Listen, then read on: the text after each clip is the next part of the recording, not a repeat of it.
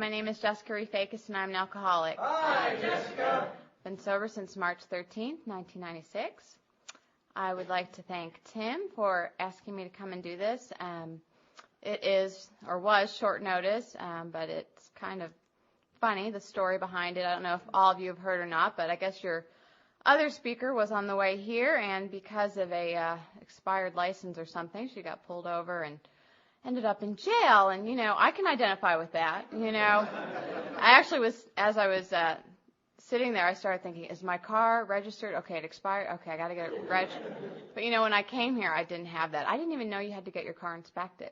That's just how I lived. I didn't live by rules. I just did what I wanted to do when I wanted to do it. Welcome to all the newcomers. It's great. You guys have so many here. I mean, that's just wonderful. That is the lifeblood of AA, and I hope you guys stay, and I don't know if you'll get anything out of my talk tonight. I heard a lot of you guys talking about your book study, and I'm kind of on a spiritual high, too. My grant sponsor came into town last weekend and talked at my group's one-year anniversary, and she came from Norman, Oklahoma, and she's got a lot of stuff going on in her life, and she's been sober 19 years, and, she just suits up and shows up, and she and, the women she sponsors, my sponsor, that's what I've learned in here, no matter what, suit up and show up, because I need that protection against the next drink, because I don't know when that thought's going to kick in, but I can guarantee you if I don't suit up and show up, it's going to kick in, and it's going to kick in awfully fast. Well, I guess I should start at the beginning. I was born in Latrobe, Pennsylvania, and that's where they brew Rolling Rock beer, and I like to think it was in the hospital, and I probably had some, on my way out. I didn't live in Pennsylvania very long. My mom had married a man who was 20 years older than she, and he had 4 children from a prior marriage, and their biological mother had died, and so he married my mom, and they had me, and, I don't remember really anything about him except that he was one of my first resentments. My dad died when he was 40, and, I didn't know I had a resentment back then, but I can remember being a little girl and just, crying over that and, full of self-pity and mad at God that, he would take my dad away. And my mom got remarried, but I felt so much anger towards that, and I just felt different, and I've heard a lot of people talk from behind this podium, and, my story is really mild in comparison to a lot of childhoods that people went through. And so my mom, when they got divorced, she moved to Ohio, and she remarried a man who adopted me. My biological dad died, and my dad adopted me, and, I had a good childhood. I really did. We lived in Cleveland, and I just remember, the snow and the seasons changing and going to a Catholic school. I didn't like that very well. I didn't do very well, apparently. Even back then, one of my grade cards, I got a hold of it one time, and it said, does not work well with others. There I was off in the corner by myself. It's all about me. And, but they decided to move when I was in the 2nd grade to a suburb called Olmsted Falls. And my parents still live in that house today, and they never had any more children. That they just, I guess, made that decision.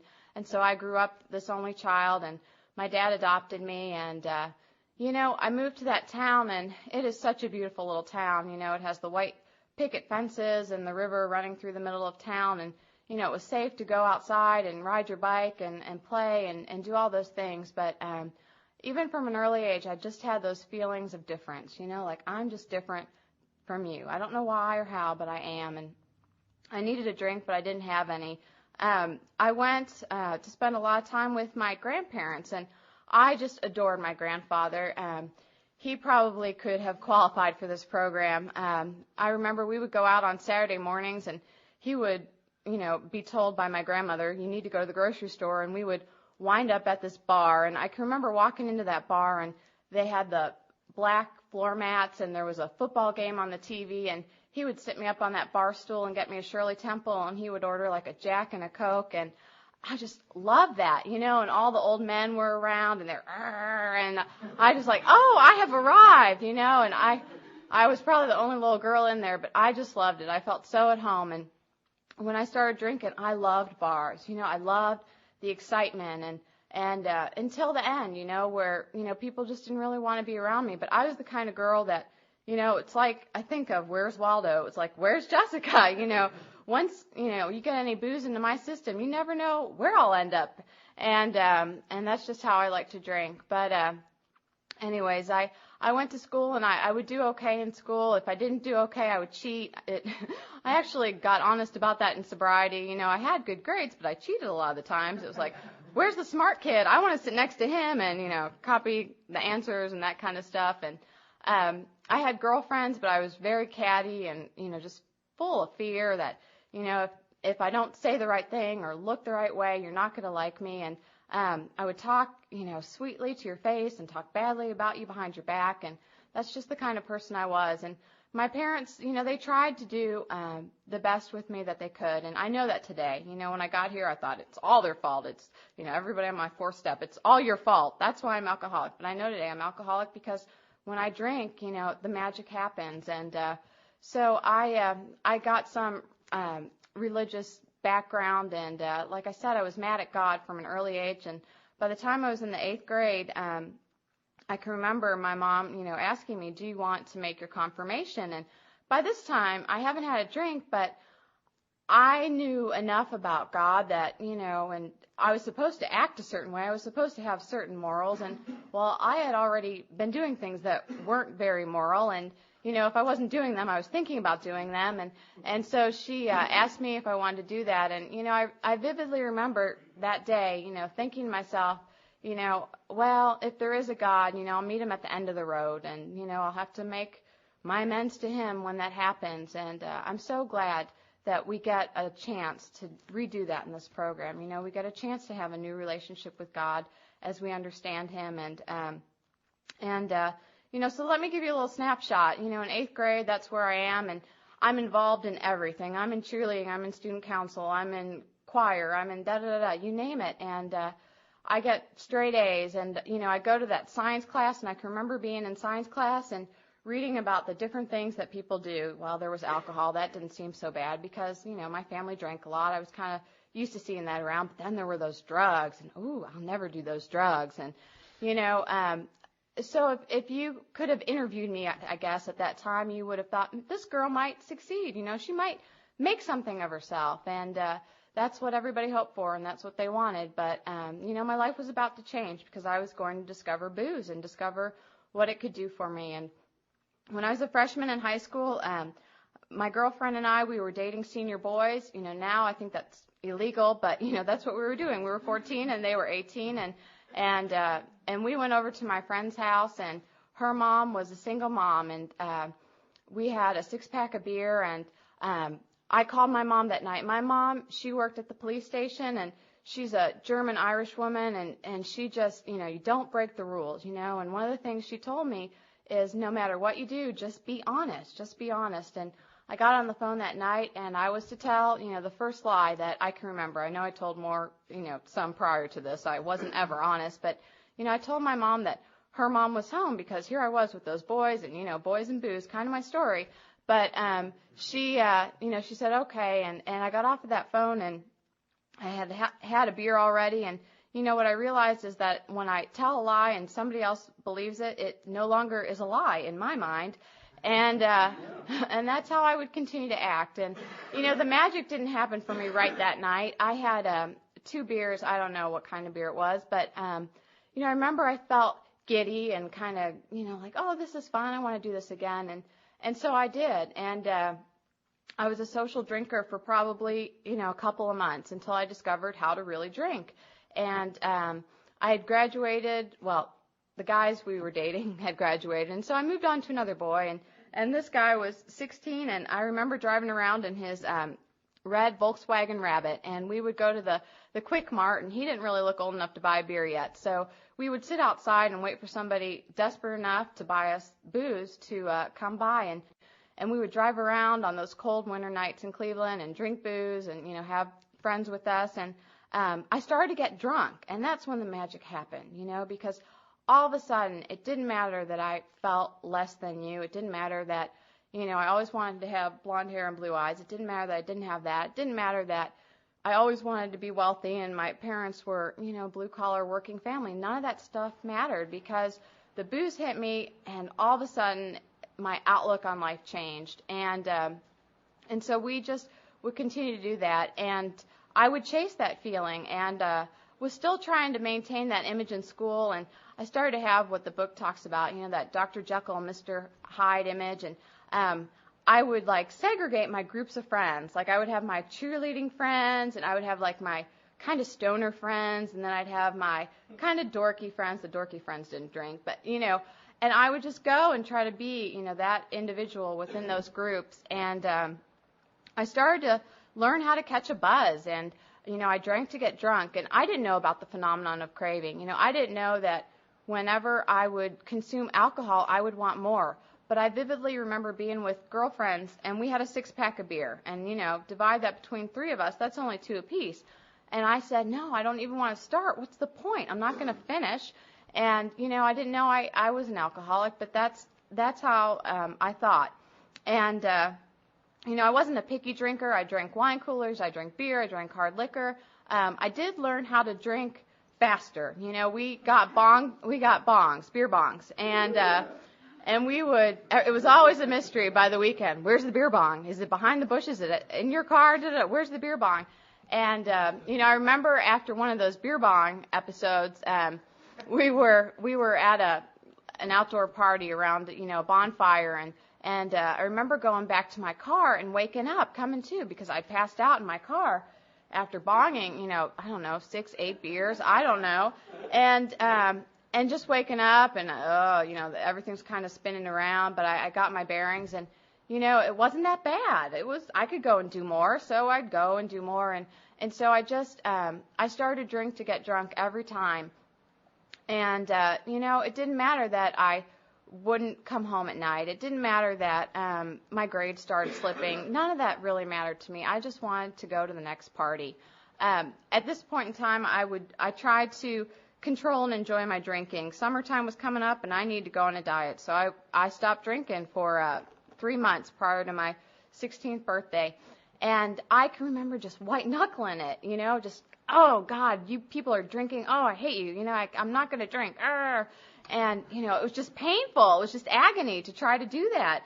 And I got a phone call at the end of that little period of sobriety from a boy, and he had cheated on me, and my heart was broken. And, you know, I did the next logical thing. I got drunk, you know, practically every day that summer. And I learned quickly how convenient it is to have a car. I don't know if any of you have slept in your car, but when I was 16, my parents gave me a Dodge Aries K car. Yes, beautiful. And so we would just drive to the party. Now, my mom worked at the police station, so it was not cool to drink and drive. I knew that much. So I would just stay at the parties all night and, you know, say I'm sleeping over at somebody's house and sleep in my car. And I can remember the sun coming up and that kind of cottony taste in your mouth and, you know, just wondering, oh, what did I do last night? And it was kind of a joke. My best friend, who probably qualifies for the Al-Anon program, you know, I would tell her, could you fill in the blanks? That's what I called it. Those were my blackouts. Could you fill in the blank? What happened between the kitchen table and the living room? You know, that period of time between 2 and 3 in the morning. And she would tell me, and I'd laugh. And, you know, I wasn't having a lot of consequences yet. But my school, you know, did suffer. And I started to feel depressed. And I don't know if any of you have ever felt depressed. But I started to feel depressed and started to seek out outside help. And so I went to my town's library and, you know, made sure no one was looking and went to the self-help aisle and got the books down by Louise Hayes or somebody like that. I don't know, one of those nouveau people with the rainbow cover and took it home and you know, it would say, I love myself. I am worthy. I am a good, and I just felt like dog doo-doo. You know, that did not help me. You know, I would just drink. That's what helped me. And my mom started to look at me and go, what's wrong with you? I don't know if any of you have ever heard that, but, you know, what's wrong with you? Why can't you just go to school? And she was working a lot during the day, so I would just write notes saying I had the doctor's appointment. You know, I can't tell you, this is horrible, but, you know, if any of you are out there feel guilty for this, you'll understand, my grandmother has died. They're both still alive, but they've died probably 20 times because I would go to their funeral. That was my excuse, to miss school or to miss a test or whatever. And, I felt so guilty about that when I got here, and I got to clean that up with some living amends. But, by the time I was a senior in high school, I had missed the most number of days you can miss without having to go back and retake school. And my mom she said, do you want to go to Ohio State with your uncle? My uncle was just a little bit older than me. And I said, well, sure, I'll go check out college. And my mom had never been to college, and it was really her dream for me to go. And so I went down with my uncle, and it was a football weekend, and it was, in autumn in Ohio. The leaves are out. It was just crisp and wonderful. And we started out with kegs and eggs at 6 a.m., and that was on Saturday morning. And by 11 o'clock in the morning, I had to go back to the apartment and pass out, and then I got up, and I think we went to the football game. I remember some of it. And, that night we went down to High Street, which is like Lower Greenville, and God, I loved it. I just loved it. They had Mean Mr. Mustards, and it was like, I love the dirty bars. I like the bars you have to go downstairs to get into. They're not at street level. I like the ones you go down, because then I feel better. There are people in there that are worse off than me. It makes me feel better. And I came home from that weekend, and my mom said, well, what do you think? And I said, I want to go there. I think that'll work. And she said, great. So I applied, and I got in, and I went, and I started the following fall. And I don't know about you guys, but I'm a great beginner. This was, I guess, my first geographic, because I went from Cleveland to Columbus, which is about a 2-hour drive. And I got there, and my parents, God, they were just so happy for me. And I never knew how much what I was about to do hurt my mom until I got to make amends to her. But I got to that school, and they have 2 towers. If you guys ever watch football, you'll see the Horseshoe Stadium, and then there are 2 towers by the stadium, and I lived in one of those towers on like the 22nd floor. That was my dorm. And my parents got me there, and they unloaded my stuff, and I was going to go through sorority rush, and there are all these other kids and their parents and everything, and we got onto an elevator, and I met some girl who was going to do the same thing, and I just got so excited, and I just latched on to somebody else. That's just what I did. I just took hostages, and now I got a new one, and she was going to go through rush, and I got up to that floor and got off the elevator, and I didn't want my parents to come with me. That was dorky, I wanted to be independent and on my own, and so what I did that hurt my mom so much, and my dad is, I just told them, you guys can leave now. She wanted to come in and make up my bed and, unpack my stuff, and I just said adios, and I could see that sadness and disgust in their eyes, that we often see in people that we hurt. And, I got to make amends to my mom. And when I made amends to her, she said to me, the only thing she ever wanted for me was to be safe and happy, and I give her that tonight by being in a place that's well lit and that's safe. And generally I'm happy. I'm a little crazy tonight, but I'm generally happy. And so I started at Ohio State, and I did great. I got a 3.6. I got my major. I got into the sorority. I partied, and I was juggling all this stuff. And, I met the next him. And the big problem with this guy is he didn't drink. And that was kind of strange to me. But I thought, well, okay, I can maybe work around this somehow. And he was worth it.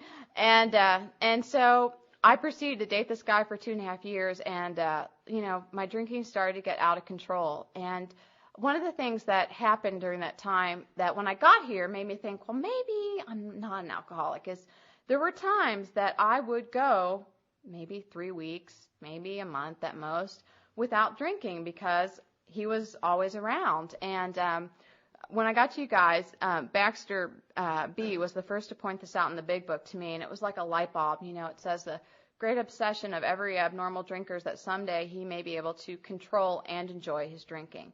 Well, you see, I could control it. I could white knuckle it, but I hated that.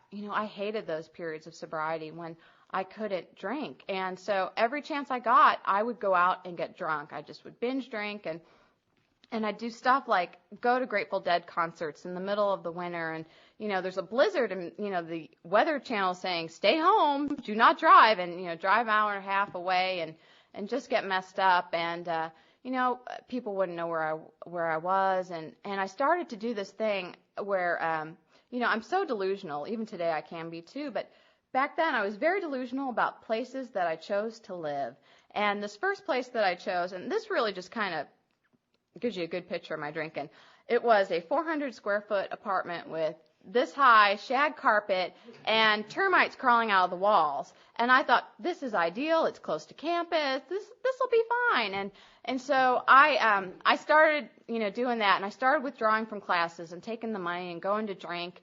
And this guy and I got a dog, and I call him my little Al-Anon dog. And, I was going to go save the whales at one point. I love animals, and I still do today. But when I drink, all bets are off. You never know where I'm going to end up, like I said. And I would keep this dog in my apartment, locked up. And, when I'd let him out, he'd, defecate on the floor. And it was just not a pretty sight. And I started waiting tables at this time, which was a very convenient job for an alcoholic because you have to drink during work. You have to drink after work. It's just such a stressful career. Please, being a mom is stressful. That's nothing.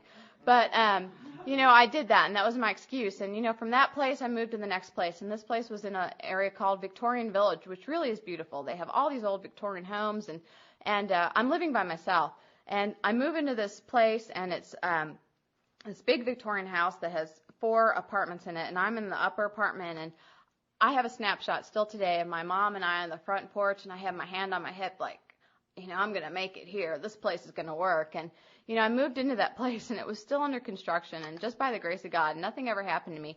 I would lie there in bed, by myself, and there'd be construction workers coming in and out, and my dog would be in his cage, and, oh, what time is it? Oh, God, I can't get up yet. And, things are just getting worse. And at this point, the guy that I'm dating, he takes me to a meeting, and I don't know if it was an AA meeting or not, but there was a woman, his sister spoke from behind a podium, and the only thing I can remember from her story is that she was a hippie, and in the late 60s went to Turkey and smoked hash in dens. And I thought, oh, that's cool. I haven't done that yet. I mean, that's where I was. And so that relationship ended fairly quickly. And, it's one of those amends where, God, I want to go back. I'm sober now. I hurt this guy. I want to make it right. My sponsor said no.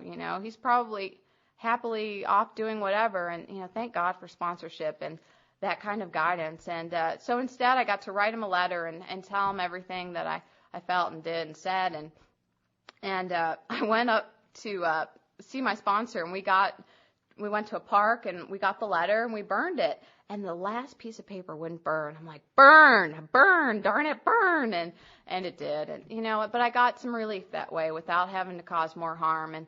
And so I'm flunking out of Ohio State, and I'm living down the street from some nasty places, and the next guy walks into my life, happens to be my husband, and I said, boys and booze, they're just my story. And this guy was from Texas, and I'd never been to Texas, and he drove up to pick me up on our first date in this jacked up Bronco, and he's not a very big man, and he kind of stepped out of the car, and I had to kind of leap into the car, and we got along great. He liked to drink like I did, and he had Joni Mitchell on the radio, and we went to fancy places and drank fancy bottles of wine, and I felt like, things were getting better, things might improve, and so I had to leave school though, and my mom and dad, they gave me an ultimatum. They said, come home to Cleveland and get a job or support yourself. And the pressure's on, so sure, I'm going to try the easier, softer way. So I go home and I live with mom and dad for a week, and just realized, I haven't lived there under their roof for so long, and I felt too closed in, too many rules, too much pressure. And so I called Mike, and he went down to Nashville, Tennessee, and he was in school there. And I said, can I come and live with you? And I did. And again, I was to break my parents' heart. Nobody, I shouldn't say nobody, but my parents didn't want me living with another man out of wedlock. But I did. And I went down there, and Mike was in school, and I waited tables. And, again, I'm just romanticizing the whole thing, just delusional. And I'm thinking, oh, we just have this bohemian lifestyle. We have this shack of an apartment on the river in downtown Nashville, and, all the country music scene around us. And we have no furniture. We sleep in a sleeping bag for, I don't know, or 3-4 months. I can't remember. And one day we drive by the dumpster, and there's this piece of furniture in the dumpster, and we get a little closer, And we discover that it's a recliner, and it has kind of that polyester wagon wheel upholstery on it. It has some cigarette burns in it, and it smells like booze, and we think, this is perfect. So we take it, and we put it in the center of our living room, and that's our furniture.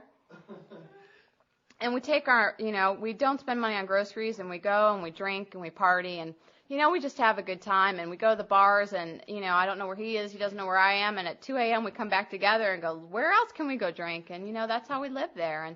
And it was ugly. It was bad. There were months I didn't talk to my parents. I had no friends left.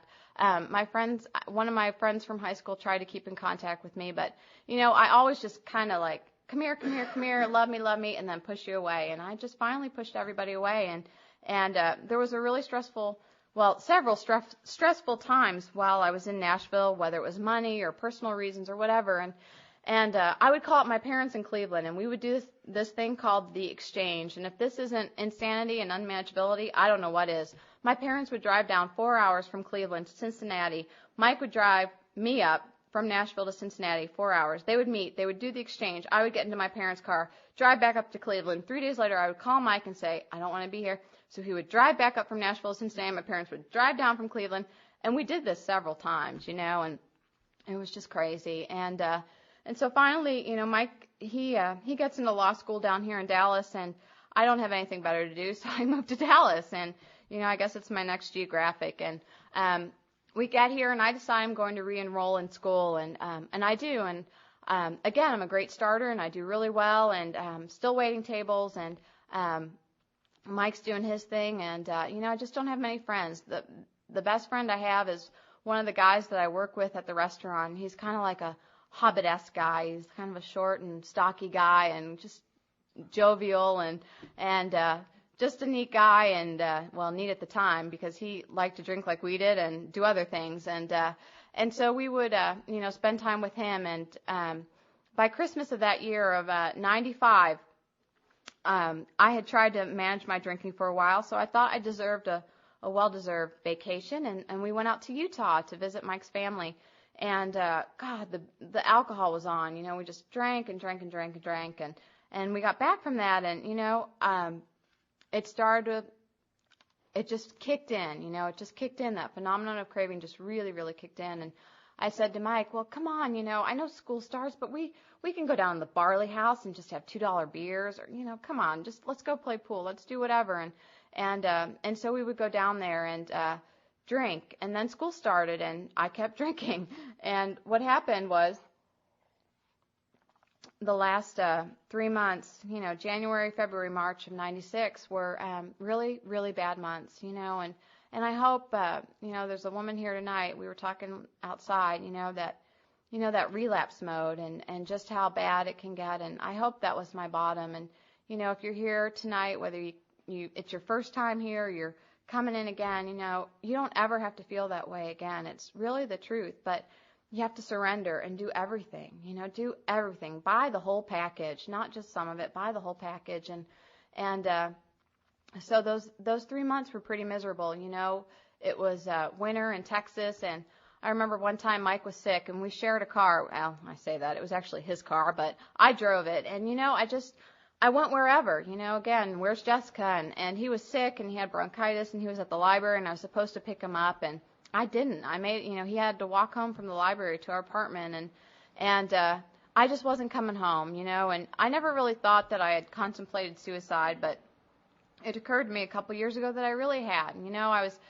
I didn't have a gun. I was too chicken to do pills or slit my wrists or anything, but I remember vividly being in this high-rise apartment and thinking, it looks pretty good. It looks like an option, maybe just to end this all and end this pain, because the pain was so great inside. I never want to forget that, and that's what I love about working with newcomers, is that I remember that pain. I don't have to go there, but I can go there for a minute and remember what it was like. And so in the end of February of '96, Mike, he came to me, and, I came home, and I was just out on one of my binges. I'd been out for several days, and he was scared. He was terrified. He didn't know where I was, and I got home, and I remember being in my flannel nightgown, and, out come, there's that line in the big book, out come the bathrobe and the slippers, and, there I was on the couch, and, I looked haggard. I just looked tired, and I was tired of living the way I had been living.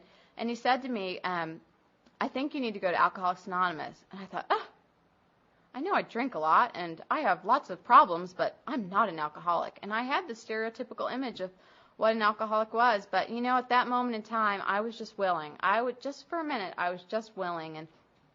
And so we went to a meeting. But before we went to that, I did try other options. And I tried to go to that resort in Arizona where you do yoga and drink smoothies and get facials and detox for a while. And but they wouldn't take my insurance. So, AA was the last house on the block for me. And, I don't see it so much anymore because there are so many, and I love treatment centers, and, I've sponsored women from there. But the way I did it, I just walked into AA. I walked down that hall at the Preston group, and I just sat down. I got a cup of coffee. I remember what I wore. I was such a wreck. I was such a train wreck, so self-obsessed. And, I've got to look so important to go to AA because I don't want to look like an alcoholic. Now I dress up for different reasons, but then it was to, impress you. And I remember sitting down, and the topic was sponsorship, and it was a newcomers meeting, and afterwards, I shared something, who knows what, some babbling, newcomer thing, and I got all these women came up to me, and they gave me their phone numbers, and I was too dumb not to give them mine, so I gave them my phone number, and this was March 1st of 96, and I had some more drinking to do. My sobriety date's the 13th, and I went out a couple more times, and one of those women called me, and thank God, that's why I get people's phone numbers today, and that's why I call women, because that's what we do. We reach out our hands, and thank God she called me, and it was, early in the morning. I'd been out the night before. I was hungover, and she said to me, she called, and I could tell she was like in the car listening to the radio on her cell phone. She's like, hi, how are you? And I'm like, oh, I'm just fine. Everything's fine. You know how we are. And she laughed like you guys just did and said, why don't you get your big book and meet me at Starbucks? And I said yes. I said yes. I got in the car and I went, and I still do that today most of the time. I get in the car and I go, and I went to Starbucks, and we started reading through the big book, and she told me to look for the similarities and not the differences. And I'm so glad she did, because I was like, who's this Bill guy, and who's this Dr. Silkworth, and da-da-da-da, and it's written, what year was it written, and but I started to identify, and you guys I started to know that I was alcoholic because you guys spoke my language. You guys told me about I don't know who was talking about the racetrack, but the racetrack in your head and the committee. I thought before I got to you guys that I was schizophrenic. I may still be. I don't know. The jury's out. But I thought, there was something beyond alcoholism that was wrong with me. And I know today, I'm alcoholic, and I suffer from this disease that it gives you voices in your head. It, tells you to go different places. It just is crazy. And that's why I need to be grounded with God and a sponsor. And so I started going through the book and working the steps with this woman. Now, I don't recommend my first sponsor experience to anybody, but it is my experience, so I'll share it with you. When I started, I had 2 sponsors, and I went to a pretty large group. So I would tell one girl some stuff and one girl another stuff. Well, it ended up the one girl finally took O'Doul's, or drank an O'Doul's, which does have some alcohol in it, and then eventually got drunk. And I tried to keep her as one of my sponsors for a little bit, and it just didn't work. When you have more time than your sponsor, it doesn't work very well. And so I had this other lady as my sponsor, and, this is so goofy. I did my first 5th step over the telephone. I would never do that with somebody I sponsored today, but I did that, and because I was just so ready to do it, and she agreed to it, so we did it, and I left off that, one important thing, and that I wasn't going to tell anybody until I got to the grave, and I left that off, and I didn't see results. Life was good. I was sober. I was going to meetings, but things weren't changing. My relationships with my family, I think, people talk about kitchen AA or, in your home, look at how your home is. Look at how your relationships are with your family and your siblings and your husbands and wives, and that will really give you a good barometer of how your program was working. And, at 5 months sobriety, my parents paid for me to go with them to Maui, and I was just so ungrateful and just such a little brat. And, I was sober here 5 months, but I got there, and, I can remember my mom, telling me, why don't you just go take a drink? She knew.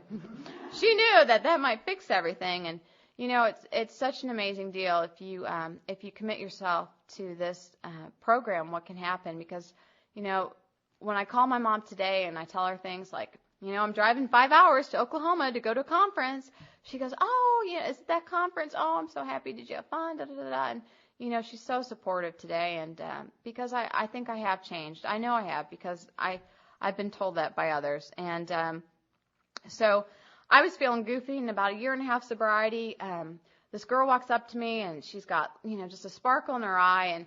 And she tells me about this other group she's going to and how wonderful, and committed and just how great it is. And so I go there and, people meet me, and the next time I go back, they remember my name. And I was just so impressed with that. I didn't realize that, when you have only a couple new faces, it's a little bit easier to remember somebody's name. But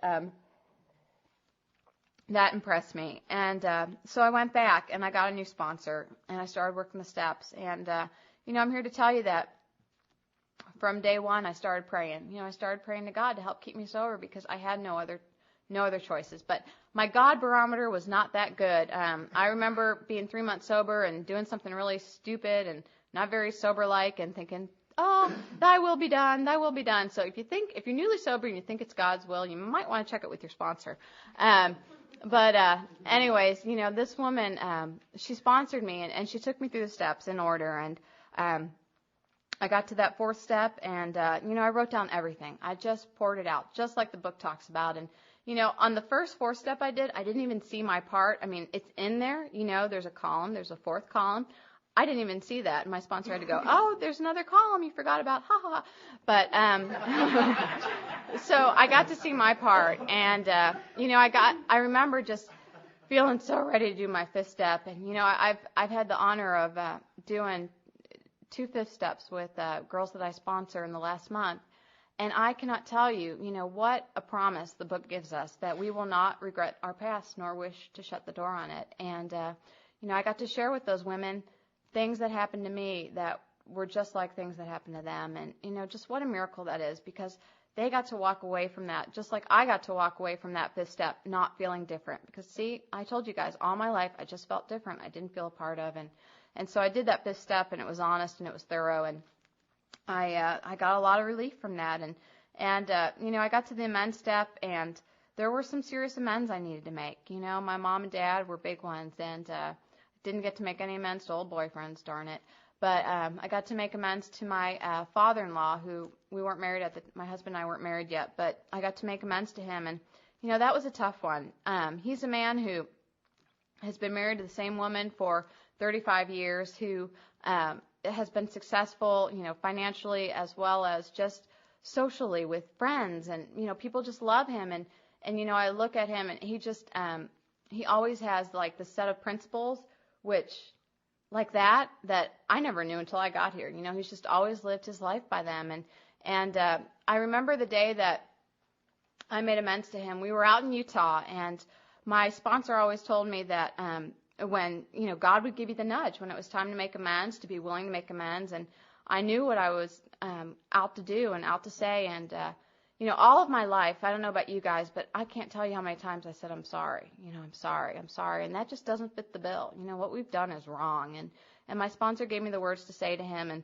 And anyways, one morning he was going to take out the 2 Labradors and walk them down the street.